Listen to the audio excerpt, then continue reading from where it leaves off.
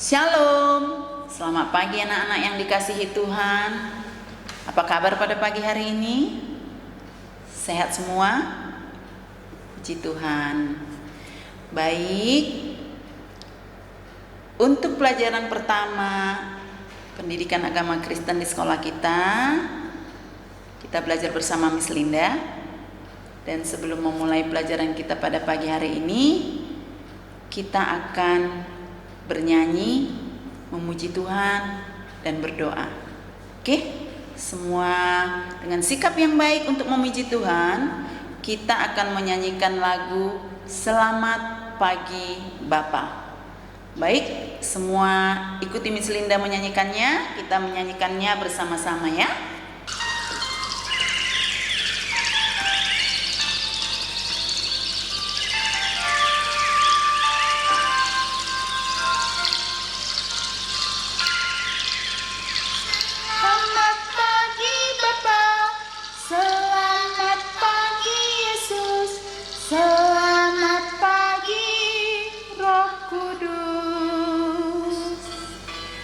Terima kasih atas anugerah-Mu. Semalam telah berlalu. Ku memuji, ku bersyukur, memuliakan nama-Mu. Allah Bapa, Putra, Roh Kudus, terima kasih. Sekali lagi ya. Selamat pagi Bapa, selamat pagi Yesus, selamat pagi Roh Kudus. Terima kasih atas anugerah-Mu. Semalam telah berlalu. Ku memuji, ku bersyukur, memuliakan nama-Mu. Allah Bapa, Putra, Roh Kudus, terima kasih. Allah Bapa, Putra, Roh Kudus, terima kasih. Baik, sekarang kita berdoa. Ikuti doa ini dalam hati masing-masing. Sikap berdoa yang benar. Kita berdoa, Tuhan Yesus, Engkau sangat baik dalam kehidupan kami. Pada pagi hari ini kami akan belajar firman Tuhan. Kiranya Tuhan yang menyertai kami. Dalam nama Tuhan Yesus kami berdoa dan mengucap syukur. Amin. Baik anak-anak semuanya, sudah disiapkan buku agama dan Alkitabnya? Sudah? Baik. Oke. Pada pertemuan pertama hari ini kita akan mempelajari tentang makna ibadah. Ya, mempelajari makna ibadah. Ya, untuk mempelajari makna ibadah, coba anak-anak mulai siapkan Alkitabnya. Kita akan membuka Roma 12 ayat 1 sampai ayat yang ke-8. Ya, sekali lagi Roma pasal 12 ayat 1 sampai ayatnya yang ke-8. Sudah ketemu semuanya? Sudah ketemu? Roma 12? Ya, Roma 12 dari ayatnya yang pertama sampai ayat yang ke-8. Ya, kita baca bersama-sama ya. Oke, 1, 2, 3, ya. Persembahan yang benar. Karena itu saudara-saudara, demi kemurahan Allah aku menasihatkan kamu, supaya kamu mempersembahkan tubuhmu sebagai persembahan yang hidup, yang kudus, dan yang berkenan kepada Allah. Itu adalah ibadahmu yang sejati. Janganlah kamu menjadi serupa dengan dunia ini, tetapi berubahlah oleh pembaharuan budimu, sehingga kamu dapat membedakan manakah kehendak Allah, apa yang baik, yang berkenan kepada Allah, dan yang sempurna. Berdasarkan kasih karunia yang dianugerahkan kepadaku, aku berkata kepada setiap orang di antara kamu, janganlah tinggi daripada yang patut kamu pikirkan, tetapi hendaklah kamu berpikir begitu serupa, sehingga kamu menguasai diri menurut ukuran iman yang dikaruniakan Allah kepada kamu masing-masing. Sebab sama seperti pada satu tubuh kita mempunyai banyak anggota. Tubuh kita mempunyai banyak anggota, tetapi tidak semua anggota itu mempunyai tugas yang sama. Demikianlah juga kita, walaupun banyak, adalah satu tubuh di dalam Kristus, tetapi kita masing-masing adalah anggota yang seorang terhadap yang lain. Demikianlah kita mempunyai karunia yang berlain-lainan menurut kasih karunia yang dianugerahkan kepada kita. Jika karunia itu adalah untuk bernubuat baik, kita melakukannya sesuai dengan iman kita. Jika karunia untuk melayani, baiklah kita melayani. Jika karunia untuk mengajar, baiklah kita mengajar. Jika karunia untuk menasihati, baiklah kita menasihati. Siapa yang membagikan sesuatu hal yang ikhlas, siapa yang memberi pimpinan, hendaklah ia melakukannya dengan rajin. Siapa yang menunjukkan kemurahan, hendaklah ia melakukannya dengan sukacita. Ya, oke, ya. Jadi hari ini kita akan mempelajari tentang makna ibadah. Ya, ada yang tahu apa itu ibadah? Oke. Kemarin kan hari Minggu ya. Melakukan ibadah tidak? Iya, pasti semuanya melakukan ibadah ya. Bersama keluarga di rumah. Ya, karena masih pandemik, kita melakukan ibadah di rumah. Nah, Miss Linda mau tanya, ada yang sudah tahu apa yang dimaksud dengan ibadah? Baiklah, pada pelajaran hari ini Miss Linda akan memberikan penjelasan tentang ibadah. Ya. Kata ibadah adalah istilah yang menyebut suatu perbuatan yang menyatakan bakti kepada Tuhan yang didasari oleh ketaatan mengerjakan perintahnya. Ya. Jadi, kata ibadah itu adalah suatu istilah untuk menyebutkan suatu perbuatan yang menyatakan bakti kepada Tuhan yang didasari oleh kekuatan mengerjakan perintahnya. Oke, baiklah. Contohnya apa? Contoh ibadah itu apa? Iya, benar sekali. Contoh ibadah itu berdoa, ya, baca firman Tuhan setiap hari, bernyanyi memuji Tuhan, beribadah bersama keluarga, dan juga beribadah di gereja. Nah, itulah contoh-contoh ibadah dalam kehidupan kita. Nah, istilah ibadah itu berasal dari beberapa bahasa. Antara lain, dalam Perjanjian Lama, ibadah ini berasal dari bahasa Ibrani, yaitu ebedah, ya.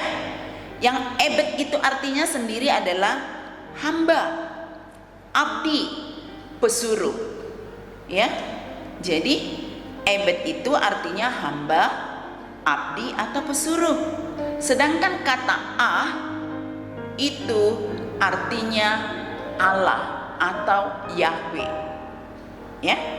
Nah, jadi kata ibadah itu diartikan sebagai mengabdikan diri kepada Allah, ya. Diingat ya.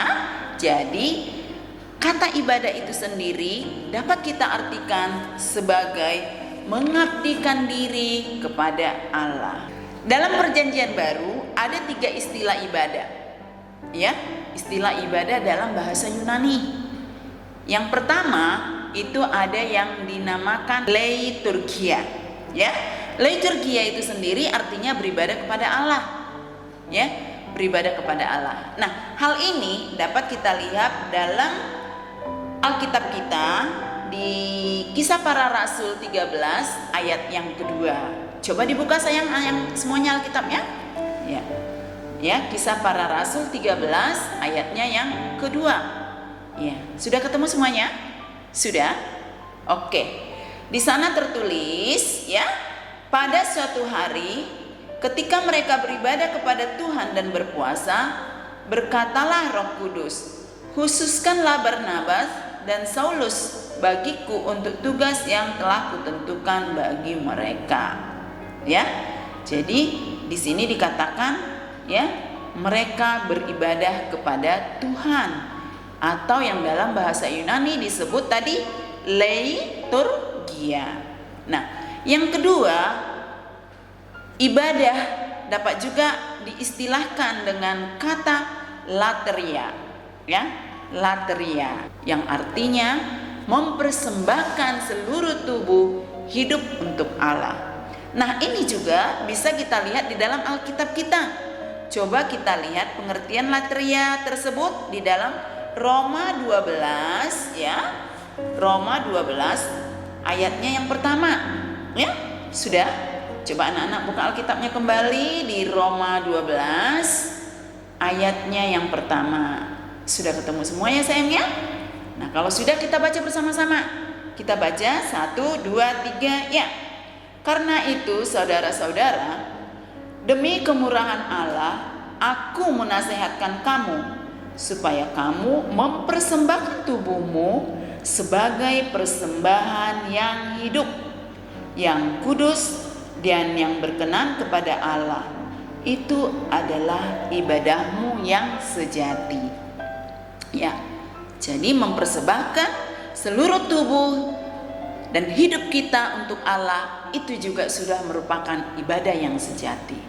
Nah, yang ketiga ada lagi istilah untuk ibadah ini yang disebut treskeia, ya, treskeia, yang artinya pelayanan kepada orang-orang yang kesusahan, ya. Jadi ibadah itu juga bisa kita katakan jika kita mengadakan pelayanan kepada orang-orang yang kesusahan. Nah, untuk ini coba anak-anak juga bisa kita buka kembali Alkitabnya di Yakobus, ya. Kita bisa lihat di Yakobus 1, ya. Yakobus 1 ayatnya yang ke-26, ya.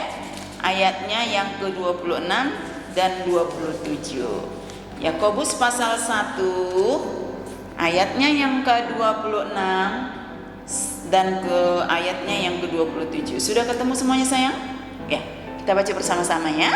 1, 2, 3. Jikalau ada seorang menganggap dirinya beribadah tetapi tidak mengekang lidahnya, ia menipu dirinya sendiri.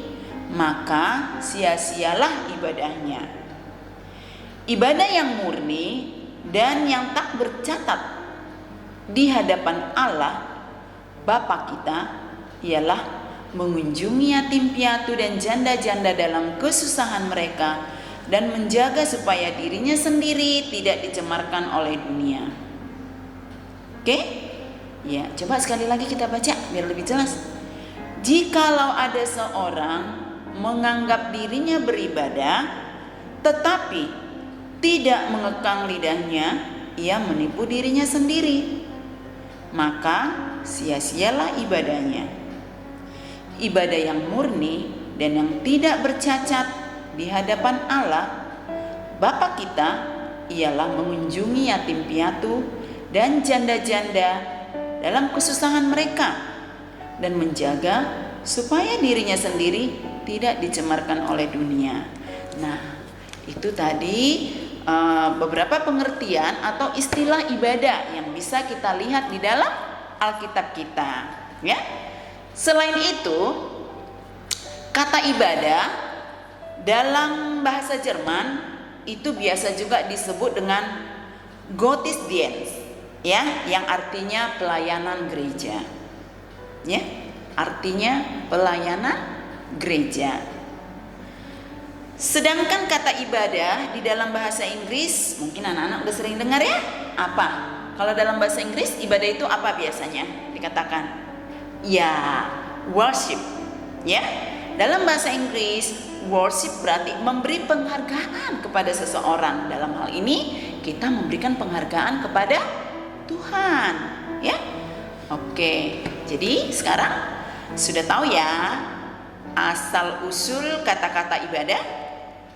Iya. Nah, setelah kita mengetahui asal usul kata-kata ibadah, kita akan melanjutkan pembahasan kita kepada arti ibadah yang sejati. Ya, seperti tadi tertulis di dalam Alkitab bahwa ibadah itu juga harus merupakan ibadah yang sejati, ya. Jadi, arti ibadah yang sejati seperti yang tadi tertulis di Roma 12 ayat 1, ya. Tadi Paulus menyerukan, ya. Paulus menyerukan bahwa ibadah itu yang seperti tadi telah kita baca, yaitu serahkanlah tubuhmu sebagai persembahan yang hidup, yang kudus dan yang berkenan kepada Allah. Itulah ibadah yang sejati. Ya. Jadi artinya ibadah yang sejati itu adalah kegiatan pelayanan yang kita lakukan baik di dalam gereja maupun pelayanan yang kita lakukan untuk melayani Tuhan dan sesama di dalam kehidupan kita sehari-hari, sehingga dunia dapat menirunya, ya. Jadi kalau perlakuan kita itu sudah bisa menjadi teladan, bisa ditiru orang lain, berarti kita sudah melakukan sebagian dari ibadah kita, ya. Maksudnya ialah apabila kita melakukan kegiatan yang berguna dan bermanfaat bagi orang-orang yang ada di sekitar kita, maka itu adalah ibadah yang sejati, ya. Coba misalnya apa? Ya. Apa misalnya yang bisa kita lakukan dalam kehidupan kita sehari-hari? Ya, mungkin contoh kecilnya itu adalah pelayanan bagi teman kita yang sakit, menolong teman kita yang kesusahan dan saling berbagi kasih, ya. Seperti yang sekarang ini terjadi di masa pandemik ini, ya. Banyak mungkin orang-orang yang di sekitar kita yang mengalami kesusahan karena orang tuanya mungkin mengalami pemutusan hubungan kerja, atau mungkin usaha orang tuanya sedang tidak bisa berjalan. Kalau memang kita memiliki sesuatu yang bisa kita bagi dengan teman kita, tetangga kita, atau dengan keluarga kita yang terdekat, kita boleh melakukannya sebagai salah satu bentuk pelayanan kita kepada Tuhan, sebagai bentuk ibadah kita dalam kehidupan kita, ya. Karena apa? Tujuan ibadah sejati adalah, ya, tujuan ibadah sejati dalam hidup kita ini sebagai orang Kristen, ya, maksudnya ialah bahwa orang Kristen di dalam hidupnya harus dipakai untuk melayani Allah dan juga melayani sesama, ya. Jadi kita sebagai orang Kristen ini harus menjadi saluran berkat bagi orang-orang yang ada di sekitar kita, ya. Di tengah-tengah keluarga kita menjadi saluran berkat nih buat mama dan papa. Jika kita apa? Jika kita selalu membuat orang tua kita bahagia, kita mendengarkan apa yang diperintahkan oleh orang tua kita, kita menuruti nasihat-nasihat orang tua kita, itu juga sudah menjadi salah satu bentuk pelayanan dalam kehidupan kita, ya. Jadi artinya kita harus bisa menjadi berkat bagi sesama kita. Artinya dalam hal ini kita sudah melayani Tuhan, ya. Jadi ibadah tidak hanya dilakukan di gedung gereja, juga tidak hanya dilakukan pada jam-jam tertentu, ya. Jadi tidak hanya pada hari Minggu beribadah, tetapi setiap saat kita melakukan ibadah. Karena tadi apa? Ibadah itu akan terlihat melalui tindakan kita dalam kehidupan kita sehari-hari, ya. Jadi ibadah itu dapat kita lakukan di mana saja dan kapan saja, ya. Di mana saja dan kapan saja kita bisa melakukan ibadah dalam kehidupan kita sehari-hari. Nah, Miss Linda yakin nih, anak-anak di rumah, anak-anak yang dikasihi Tuhan yang ada di hadapan Miss Linda saat ini adalah anak-anak yang sudah melakukan ibadah rutin setiap hari. Karena kan sebelumnya kita juga sudah ada pembacaan firman Tuhan, ya. Waktu kita ibadah Jumat pagi sudah ada kan bahwa kita harus membaca dan tumbuh di dalam firman Tuhan setiap harinya, ya. Oke, dengan demikian ibadah itu tidak boleh difokuskan, ya, hanya kepada kegiatan keagamaan sebagai sebuah rutinitas, tetapi juga harus mampu menghadirkan damai dan sejahtera bagi orang-orang yang ada di sekitar kita, ya. Jika kita sudah mampu melakukannya itu dalam kehidupan kita, berarti kita juga sudah melakukan ibadah yang sejati, ya. Miss Linda berharap pembacaan firman Tuhan harus dilakukan setiap hari. Jangan lupa, ya, bangun tidur, berdoa baru melakukan aktivitasnya yang lain, ya. Sebelum tidur malam juga berdoa, mendoakan semuanya, orang tua kita, adik kita, kakak kita, keluarga kita dimanapun berada, kita bawa di dalam doa kita, sehingga kita sudah melayani dan kita sudah menjadi saluran berkat bagi sesama kita, ya. Miss Linda yakin anak-anak bisa menjalankannya dengan baik. Nah, untuk hari ini sampai di sini dulu materi yang Miss Linda sampaikan tentang makna ibadah. Nanti kalau misalnya masih ada yang kurang paham, kalian bisa menghubungi Miss Linda melalui WA, ya. Oke. Nah, untuk menutup ibadah kita hari ini, kita akan bernyanyi kembali. Nah, pasti semuanya sudah tahu lagu ini. Judulnya adalah Hidup Ini Adalah Kesempatan. Dan setelah bernyanyi, nanti Miss Linda akan berdoa mengakhiri pelajaran kita. Tetapi untuk minggu depan harus bergantian, ya. Setiap memulai pelajaran agama dan mengakhiri, kita akan mempunyai jadwal memimpin ibadah atau memimpin awal dari belajar dan mengakhiri belajar agama, ya. Jadi anak-anak harus berlatih, ya. Semua harus bisa, karena itu yang Tuhan mau dalam hidup kita. Oke, baik. Terima kasih untuk hari ini. Kita bernyanyi Hidup Ini Adalah Kesempatan. Hidup ini adalah kesempatan. Hidup ini untuk melayani Tuhan.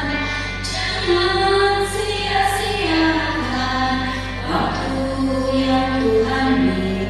Hidup ini hanya sementara. Oh Tuhan, pakai